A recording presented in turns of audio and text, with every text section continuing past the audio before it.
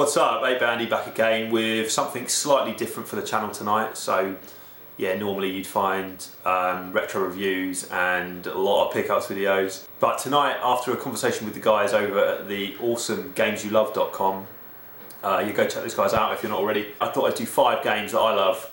I'm going to do 5 in 5 minutes. I tried to pick titles that are slightly less obvious choices than you might expect, although yeah, looking at maybe one or two of them are slightly more obvious, but yeah, anyway, 5 minutes, let's get going. So first up, and this is what I was talking about when I said one or two might be obvious. The first one is certainly an obvious choice, but it had to go on the list for me, really because I've just been enjoying it a lot lately, and it is the sequel to Mega Man 2. So what makes Mega Man 2 great is, well, really it's the high point of a brilliant series. So it's super tight platforming, really brilliant level design and boss design, and as with so many Mega Man games, you can choose the order in which you play it, which boss you fight first, and yeah, it pitches the difficulty just right, and it really is one of the greatest platformers of all time, I would say, and that soundtrack is going to stay in your head. Next up is the hyper-violent coin-op conversion for the Super Nintendo, which has, it takes its influence from like the Running Man. Or play the Running Man. On your mark!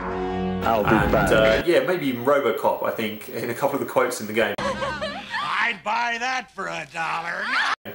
And it is the top-down arcade shooter Super Smash TV. I'd buy that for $1. So, Super Smash TV is it's a twin-stick shooter, which on the Super Nintendo uses the 4 face buttons and the directional button.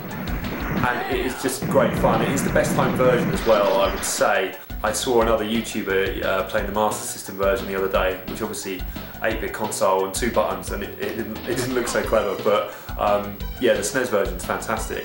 Rock hard, really difficult, but you know, a co-op game with great weapons and some really cool bosses and multiple routes through the game as well. So yeah, check out the hyper-violent, awesome Super Smash TV.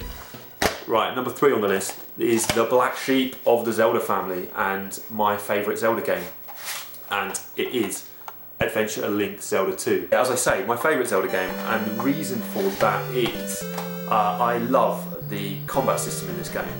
So obviously you've all played Zelda. Whoa, nice graphics! I'd like to get my hands on that game. And it's a sort of top-down action RPG. Zelda 2 is both a top-down exploring RPG and a side-scrolling platformer, and the side-scrolling platforming sections are what make this game incredible. It's got a very refined combat system, and if I was going to compare it to something in the modern day, it would probably be like Demon Souls or Dark Souls, which have got really sort of methodical, nuanced combat systems, and Zelda 2 really is the 8-bit equivalent of that, and massively underrated. And I personally kind of wish the Zelda series had taken more cues from this game and less from the first one, but yeah, I may be in the minority there. Alright, so next up, number 4. How are we doing for time? Oh, this is going on over 5 minutes, never mind. So next up, number 4 on the Mega Drive is a game I talked about very recently in a pickups video, and it is the 16-bit godsend, Megalomania. So Megalomania was made by Sensible, who were a British developer with a fantastic sense of humour, and they certainly put a lot of that humour into this game with the funny characters who are all sort of stereotypes of yeah, different people. So you've got Caesar, the stereotypical Italian, who is very funny, and it's got brilliant voice clips. And there's another character who's sort of this ultra camp, bitchy, never wants to team up with you type, and he's brilliant as well. So yeah, it's a godsend where you have to advance technological stages, build your army, and build various weapons, and you go all the way from sort of throwing stones to kind of spaceships, and it's just kind of ahead of its time. Think kind of Age of Empires with a sense of humour. It was also available on, I think, the Amiga and the SNES, but really worth playing. So yeah, check out the hilarious Megalomania. Right, well that leads us to the 5th and final game, and anyone that watches my channel will know my obsession with Castlevania, and I couldn't do a list like this without having a Castlevania title in it.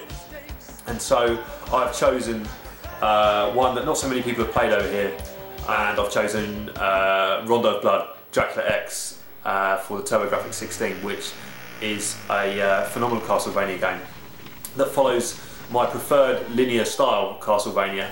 And if you've played Super Castlevania 4 on the SNES, which I'm sure you have, or indeed Castlevania 1 or Dracula's Curse, you'll have an idea of what Rondo of Blood is like, but it is actually a much more compact experience than the sort of sprawling NES and SNES versions. It's it's a kind of short game, however it's incredibly difficult and has some amazing boss encounters. In one instance you have to fight 5 bosses one after the next, and each one is capable of kicking your ass, so you need to be on your A game and learn your tactics.